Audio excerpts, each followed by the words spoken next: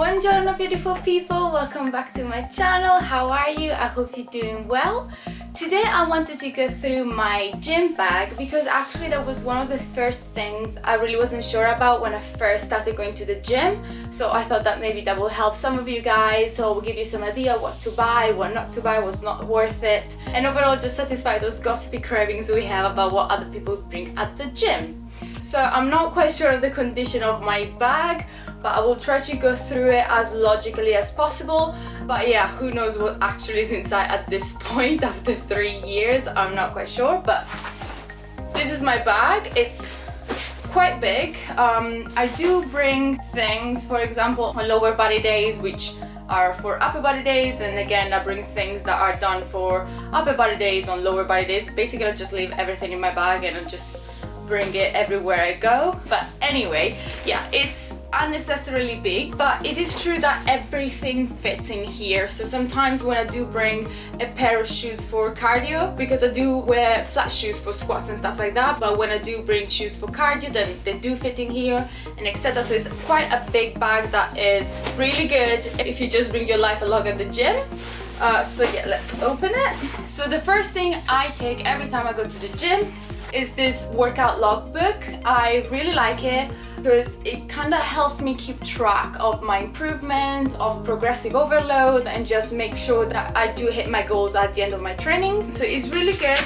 I sort of divide it so that the first half is all lower body, and then when I turn it over, the other half, it's all my upper body improvement, so it's divided that way. I've had it for, let's say, a year, but it's true that sometimes when I follow a specific program, they come already printed, or if they come into a PDF and I print it myself, so I might use those instead. For example, I have here some of them, but when I do create my own workouts, when I do create my own schedule, and I do try to really tailor the workouts to my liking, then I do put it over here. And yeah, I just think it's a really helpful way of keeping yourself accountable and keep track of your progress, and also sort of like motivate you, because if you go back to the first entry and you see the amount of weight you used to do or the amount of reps you used to do, and then you compare it to now, it kind of gives you that little motivation boost to keep going and not feel defeated. So yeah, this is the first thing I'll always take with me. Then if it's a upper body day, I might do two things. On one hand, I have these gloves, which I really like to sort of protect my calluses. I used to do rowing, so I'm not a stranger to rough skin and calluses and all of that. But it is true that wearing gloves does really help with the grip, does really help with the sweatiness of your hands and so on and so forth. So I might use this for upper body days. But to be fair, in terms of deadlifting and all of that, I actually prefer wearing these straps. So you put them around your wrist, you tighten them up, and then you put this around the barbell, the dumbbell, whatever.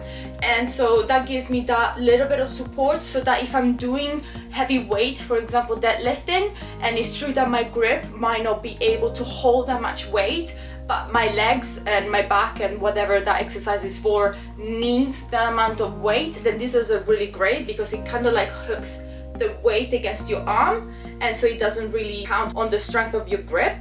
And then if I'm sweating and I do want to make sure that my grip doesn't slip off, I have this liquid chalk, which is really good. Actually, a guy at the gym recommended it for me because I saw him using it a lot of time and I wasn't really sure what brand to use. So I have recently started to use this brand of liquid chalk, and I really recommend it. It's really nice because you put just a few drops, you smooth it around, and then you wait that it dries out and becomes all white. And it is a bit messy, but to be honest, it really helps with the grip. And technically, they also say that it helps not weakening your grip, because apparently the more you wear gloves and things like that, apparently that makes the grip being weaker. I'm not sure, but I do have these two different variations depending on the day, depending what I feel like. I also forget to say that obviously none of this stuff is sponsored whatsoever, but I will make sure to leave the links down below. The majority of them, I bought them on Amazon, so I think it's quite accessible and quite easy for everyone to go grab some if you want to buy them. But yeah, none of this is sponsored. This is generally what I use when I go to the gym and what I've been using for the past 3 to 4 years. I hope you know that none of this is sponsored for now.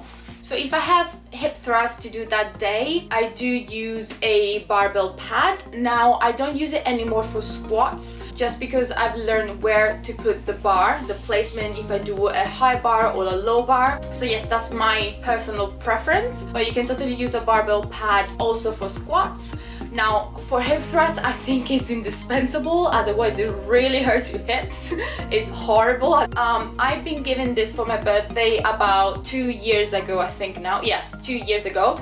It's vegan leather and all of that. Now, it is true that I think 2 months from buying it, it started sort of like to rip and it started to come off the seam. And obviously because it was way over the month period, I couldn't return it and all of that. So in terms of quality, I don't know. Actually, the CrossFit UK has been rebranded to BND, I believe. So maybe with the rebranding, they also improve the quality. I don't know. This is the only thing that I'm not really sure if I should recommend it or not. But in terms of padding, it does work. So in that sense, yes, of course. But I don't know for the amount of money that it costs, whether or not it's completely worth it. Then next we have my favorite thing in the whole wide world, which are elastic bands. Now I use this really thick one, really long one, to help myself principally with pull-ups. So whether the lat pull-ups, neutral, pronated, whatever, supinated grip, any type of pull-up, this really helps because I just hook it at the top of whichever machine I'm using, and then I can just lift off a bit of my weight to ease myself into getting stronger and slowly getting more able to do bodyweight pull-ups. So I think this is a great tool to improve your strength. And also I have it in short form. Now this is by Bear Grip.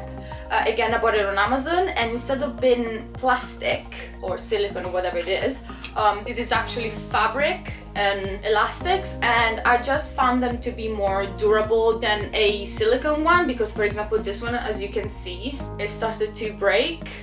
It did break, I think, a year after I bought it, so it's still really good quality for the money because it was really cheap on Amazon, about, I want to say £7, but I'm not sure actually. But yeah, I feel like durability wise, perhaps this will last longer for years and years and years. It's also much stronger. This is like an extra heavy, I believe. Yeah, this is a really heavy band because I started to improve a little bit, so by no means it is necessary. But yeah, personally I'm trying to transition towards fabric bands, but in terms of the long one I still prefer this one, also because I haven't found any that are fabric this long. But yeah, just in case you want to know, this is basically the difference. They're just a little more durable, and also most of the times it prevents from slipping off your knees, because I do find that depending on the leggings I wear, this one sometimes they might sort of like wrap up upon itself and just slip off, which is annoying. So yes, I really recommend this type of band. Then talking about deadlifting, I do really recommend a lifting belt. I think this is about security, it's about preventing injury, and it's also about really making sure that you don't have any long-term problems with your back and all of that. So yeah, I think security first. I picked up this one from Decathlon. So yes, it's a typical Decathlon belt. My gym does provide belts, but they're all for men. I think that's a bit sexist, but yeah, they're all for men, they're all huge, and so us girls cannot use them. So yeah, instead of waiting for my gym to provide the right ones, I just bought myself one. I think it's great. It was, I think, £20 or something like that. It wasn't really that much, and it's great because it has these straps, so you can put it whichever measurement your bust is, and again it's strapped here. So yeah, it's quite nice. I did want to get one that is like a belt, so it has the hose and the hook, but yeah, I couldn't find it. That wasn't too expensive, and I thought that this is a really good middle ground, and it works phenomenal. Then for us girls who want to grow booty and we are all the time doing kickbacks on the cable machine, I always use the typical straps that go around your ankle, and I also found them very painful. I tried many types. I tried even like the super thick, super high straps, and it just doesn't work for me for some reason. I don't know if my ankles are too thick and so it goes out weird around it. I do not know.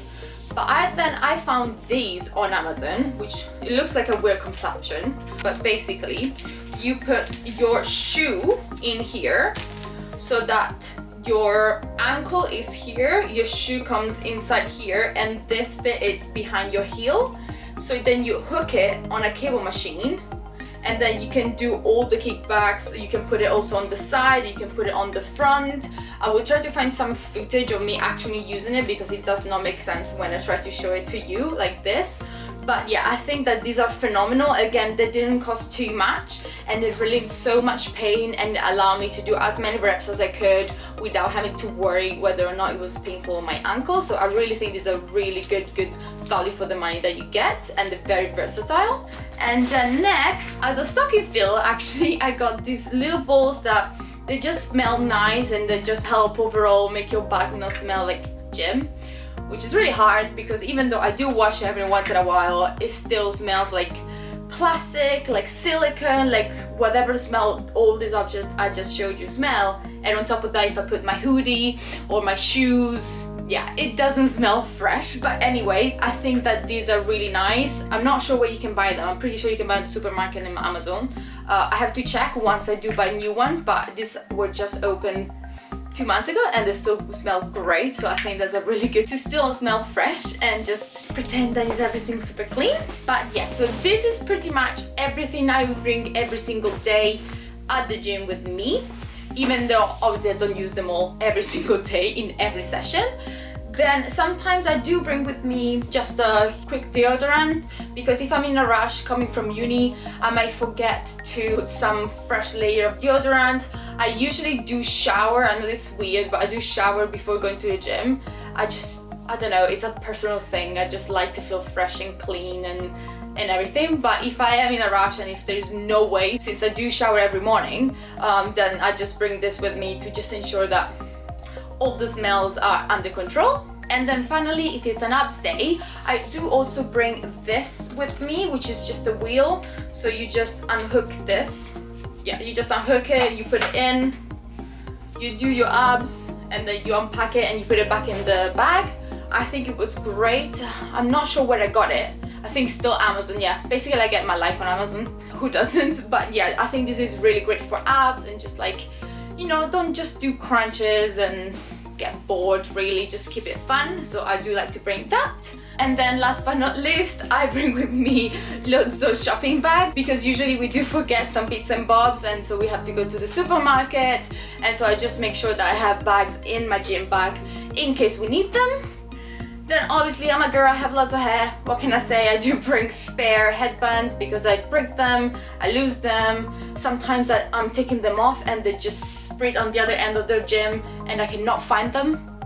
I don't know, just it's good to have a few extra ones. So yes, like I said, when I squat I use flat shoes. So either this Converse, really cheap, I don't really care that much. I don't have squatting shoes. I will maybe one day, but not yet. So yeah, I just use Converse or I go barefoot. Easy peasy, no problem. And then if I do run, I do believe that you have to have appropriate shoes for running. I do believe it's important that your feet has the proper support.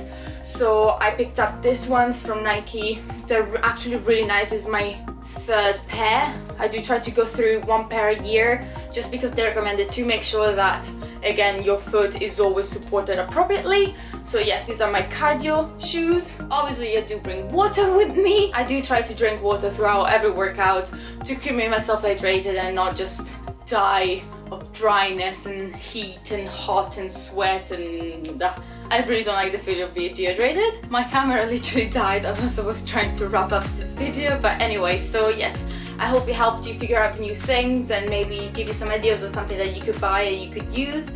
Please, if you do use something that you feel that is indispensable for the gym, then please make sure to comment it down below so I can get my hands on it. Please don't forget to like this video if you liked it, and also subscribe because it does help my little tiny channel. And yes, thank you very much for watching, and I'll see you next time. Ciao!